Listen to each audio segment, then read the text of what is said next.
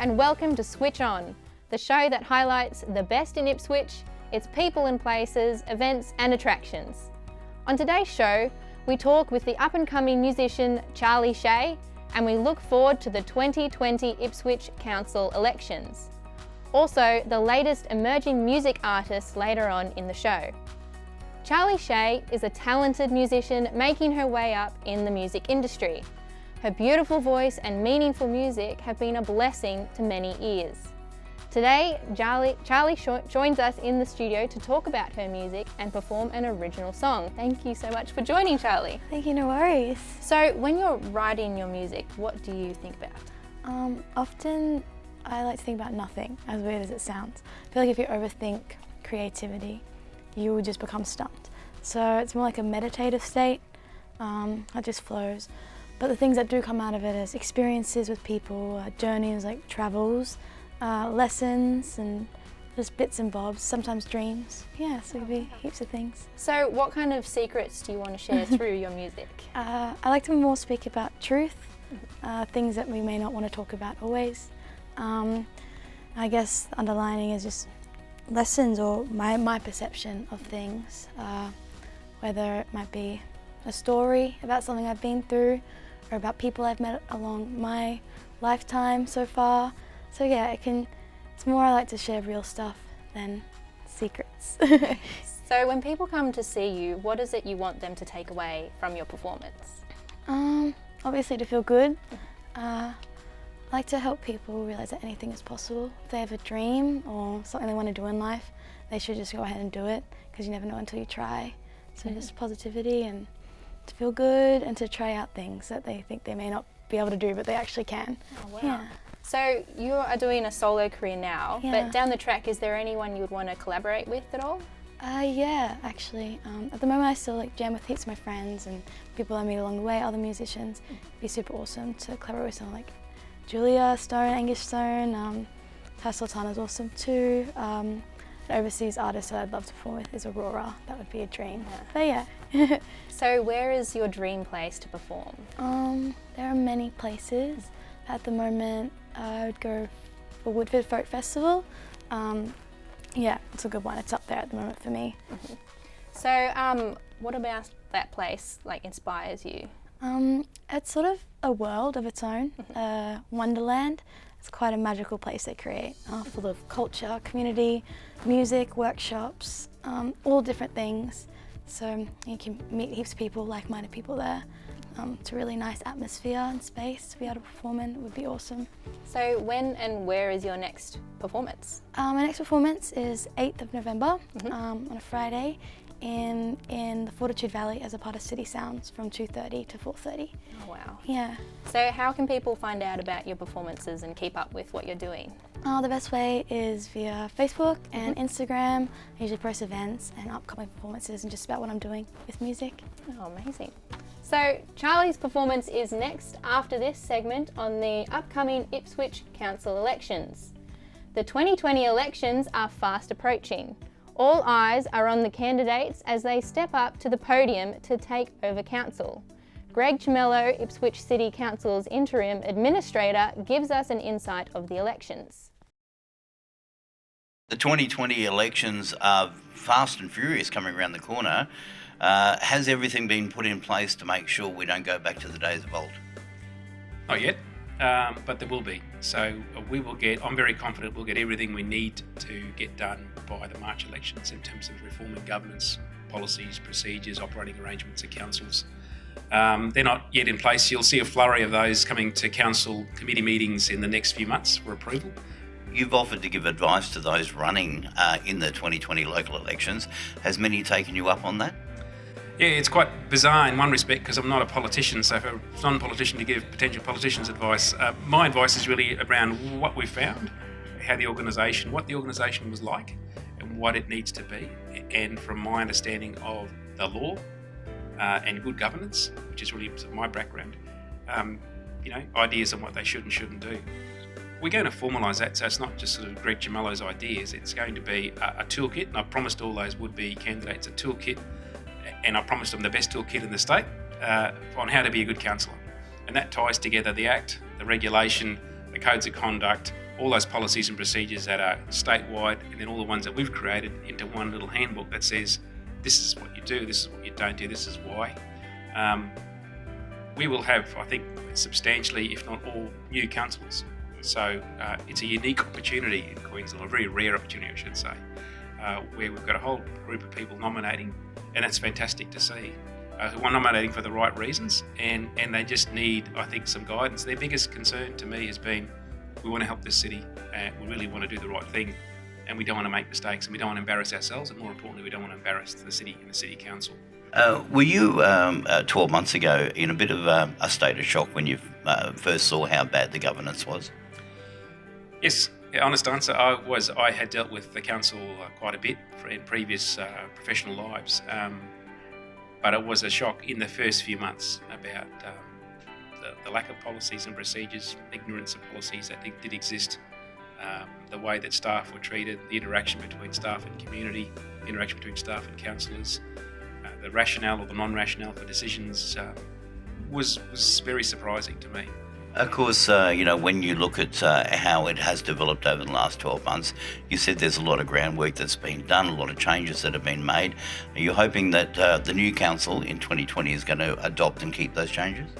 I think so. Every candidates for mayor or candidates for divisional councillors have said to me they're keeping the reforms and they're appreciative of that. So I think it'd be a very brave council that'd move away from some of this work.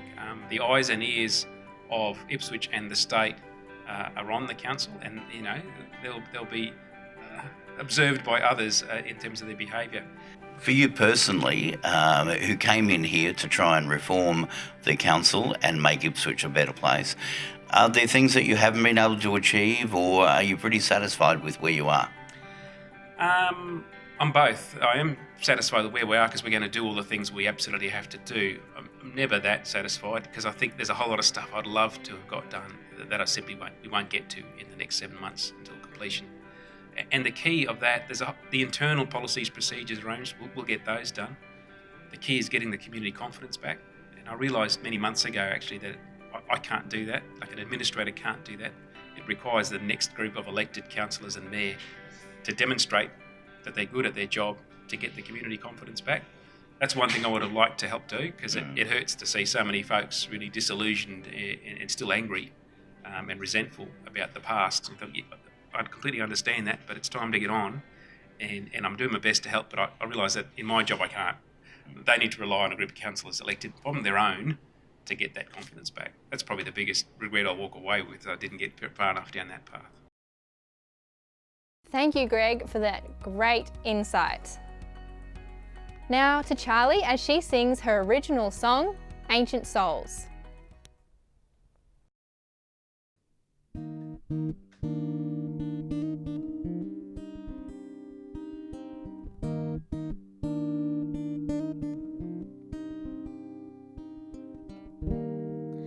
Diving deep over the ocean shore. Back anymore. Yeah, mommy, and we feel the tides in our veins. Yeah, mommy, and the wind in our face. Yeah, mommy, embracing the divine energy.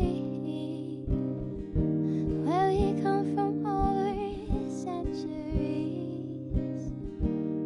The ancestors, they are cool.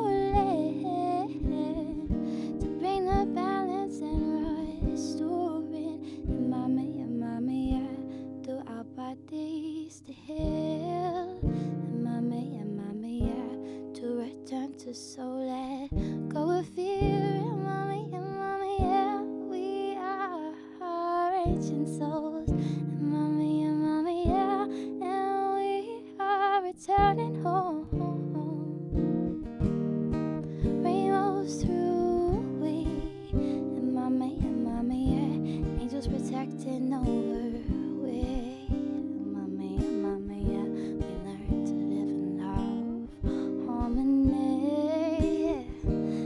To relight Earth's frequency, we got to free our minds, yeah.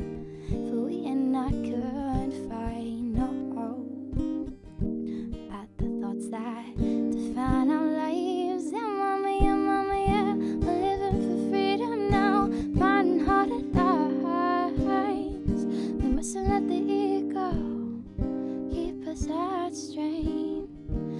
must keep on going for what is at stake.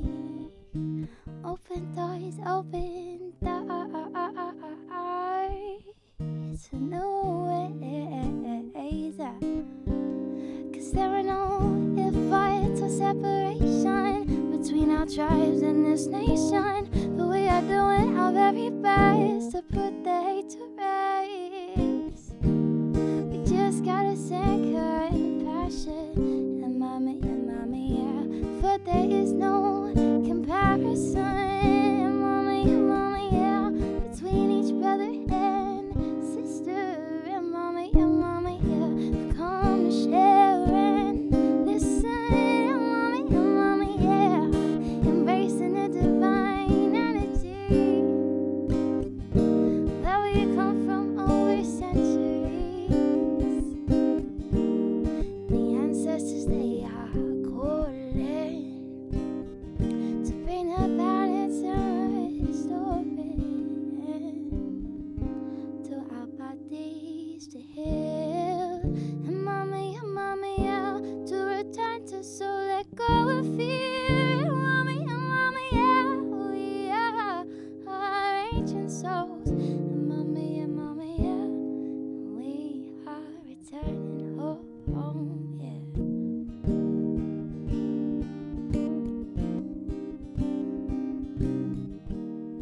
And mommy, yeah.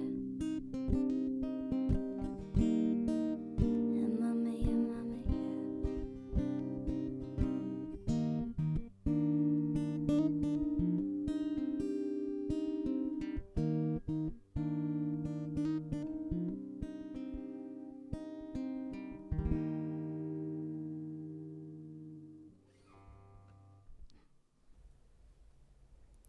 The hosts of the popular Phoenix radio program Emerge, Calen and Russell, have the latest indie music scene under the spotlight.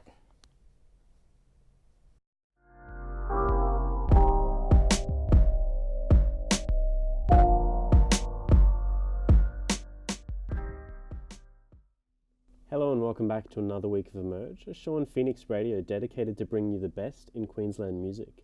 My name is Calen and joining me is Russell Thompson. Mate. And for our show today, we'd like to recommend some of the abundance of September releases that you may have missed. Russell, who's first? First up is Visions, the debut EP from Brisbane singer-songwriter Hannah Anna, which is a wonderfully cinematic collection of songs which are further enhanced by Hannah's incredible vocals. If you like some reading material, you can check out Calen's review on the EP up on musicismymuse.com.au. Next up is the ridiculously infectious debut EP from Brisbane quartet Layer Cake. And for any fans of Boy and Bear, Ballpark Music and the Jungle Giants, I can't recommend this release enough. Great bands. My review is also available on Music is My Muse. Gold Coast Melbourne quartet, the Delta Rigs, released their fantastic fourth studio album, Modern Pressure. The band has also announced they'll be supporting Billy Idol at the River Stage on the 31st of January, with tickets available now for an arm and a leg. They're very expensive. And Brisbane electronic duo Machine Age released their long-anticipated debut full-length Point of Departure. The 51-minute epic features a variety of their past singles, including Daggers, their well-received collab with Perth duo Slumberjack. To top off a huge week of big sound, Brisbane legend Hallie has also released her debut EP, long-awaited Wink Wink Nudge Nudge, which she will be kicking off with a tour this month of October as well. She'll be supporting Asher Jeffries at the Foundry on the 26th of October with Psych Lord Psycho. What a lineup. Oh, yeah. So get your tickets now if you know it's good for you. Sydney icon Alex Cameron released his highly anticipated third studio album, Miami Memory, which once again features the incredible sax of his business partner and friend Roy Malloy. National treasures. National treasures. And lastly, is definitely worth your time. Al, please announce another Australian tour soon. We're ready. You love Alex Cameron. Yeah, I do. Do you love this album? I do. Wonderful. Brisbane pop-punk trio Bugs released their sophomore album, Self-Help. They've announced a Brisbane launch show at the Zoo as well, and that's on the 29th of November with supports from Sweater Curse and Town. Some tickets are still available for that. And lastly, Sacramento poet and musician Hobo Johnson released his long-anticipated debut album, The Fall of Hobo Johnson, which at least to us has been a bit of a breath of fresh air and a pleasant surprise. If you want to catch him performing in Australia once more this year, Make sure you get your tickets to Wildlands Festival, which will be taking place in late December. There you have it, a collection of local, national and international September releases you may have missed. So if you think they're worth giving a chance, give them a couple spins. To keep up to date with the recent releases, music and gig recommendations, check out our Facebook page at Emerge Radio Show. Until next time, bye. Well, that's all the time we have for Switch On. If you have any stories you'd like us to look into, you can reach us on Twitter via the hashtag SwitchOnStories or on Facebook at Switch On Stories. I'm Annie Petts, and you've been switched on.